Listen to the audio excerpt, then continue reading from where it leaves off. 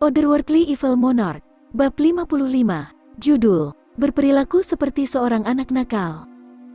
Dia akhirnya mengerti apa yang terjadi. Ternyata Junmo Xie juga mengincar besi meteor. Namun, dia khawatir bahwa dia akan membeli setrika terlebih dahulu. Karena itu, ia telah mengusulkan untuk membayarnya. Dan sekarang setelah pembayaran selesai, dia benar-benar ingin memberinya satu blok besi baja tempered biasa. Besi tua? Mengapa kamu tidak mencoba menemukan aku beberapa besi tua itu? Junmo Xie tercela itu.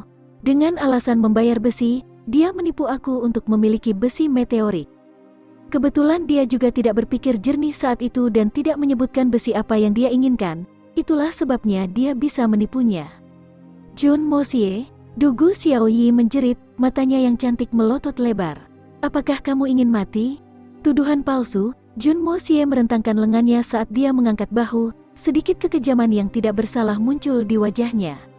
Apa yang kamu bicarakan, Nona Dugu? Dari dua ini, aku sudah memberi kamu yang lebih besar, apalagi yang kamu inginkan?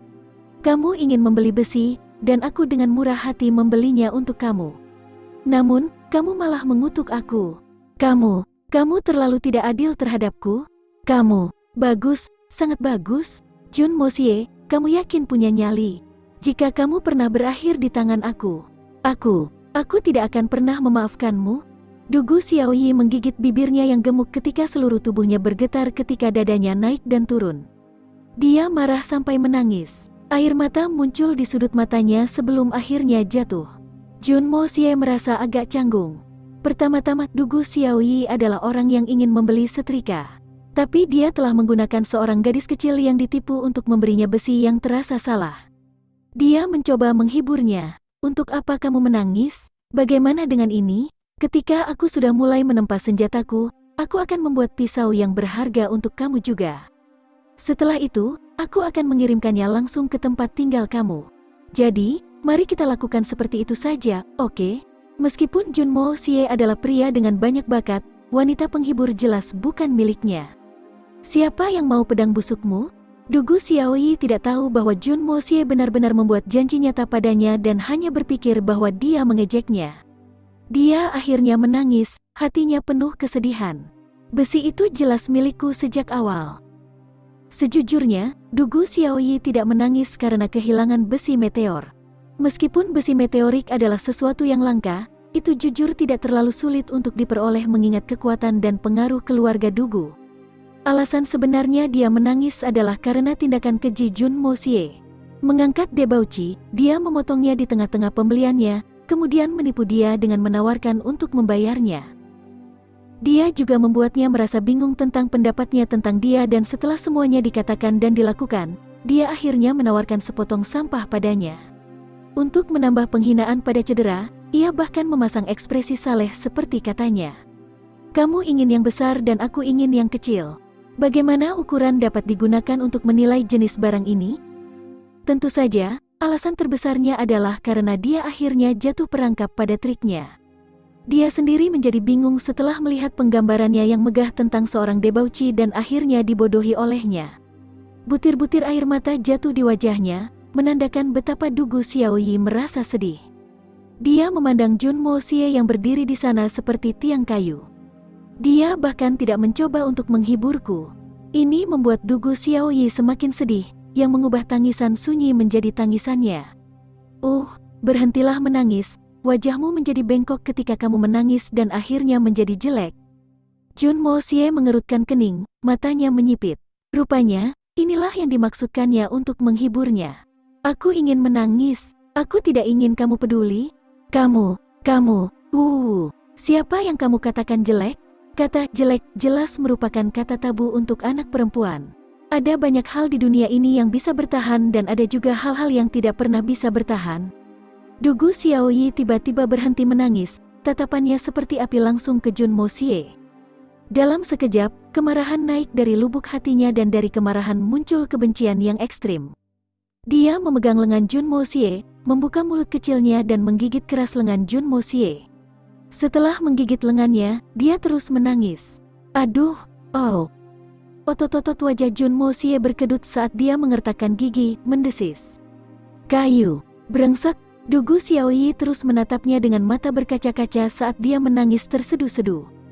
"Kamu, apa yang baru saja kamu katakan?" Dia tidak mendengarnya dengan jelas.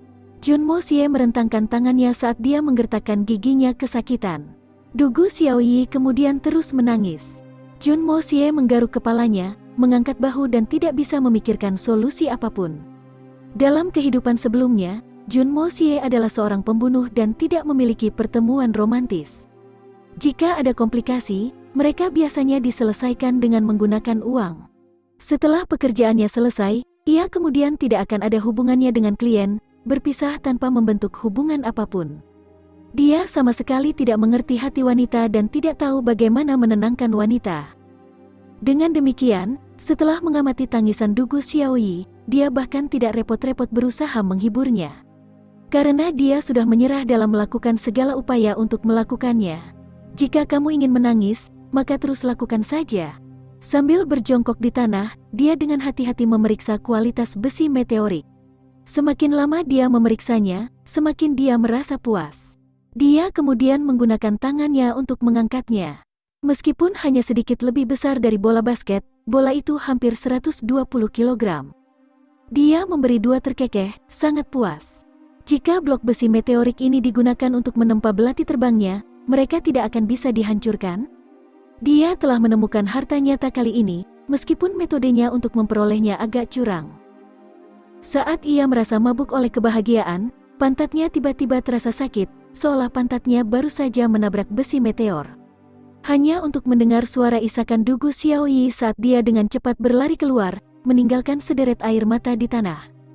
Ternyata setelah dia melihat Junmo Xie benar-benar mengabaikannya, berbalik untuk memeriksa besi meteorik, Dugu Xiaoyi merasa lebih salah lagi. Dia dengan ganas menendang pantatnya sekali sebelum melarikan diri sambil menangis. Dengan lembut menyentuh pantatnya, Junmo Xie menjadi kesal. Melihat bahwa Dugu Xiaoyi sudah pergi, Junmo Xie menarik napas dalam-dalam dan bergumam pelan. "Persetan dengan ibumu, kau gadis kecil.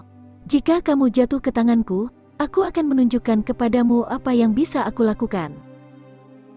Faktanya, meskipun kekuatan Junmo Xie tidak ada di dekat Dugu Xiaoyi, dalam pertarungan sampai mati, Dugu Xiaoyi yang memiliki sedikit pengalaman bertempur bukanlah tandingan Junmo Xie. Tapi ini juga mengapa ada masalah. Dalam kehidupan sebelumnya, Junmo Xie hanya berlatih dengan dua hal dalam pikiran, menjadi yang tercepat dan paling kejam dalam membunuh. Masing-masing tekniknya dimaksudkan untuk membunuh lawannya. Bahkan ketika dia sedang berlatih dengan kenalannya. Jadi, ketika bertarung dengan normal, Junmo Xie tidak bisa bertarung dengan kekuatan penuhnya, membuat situasinya tidak begitu optimis untuknya. Sekali dalam kehidupan masa lalunya, beberapa saudara bela diri Junmo Xie memintanya untuk memberikan beberapa petunjuk melalui sebuah tiang.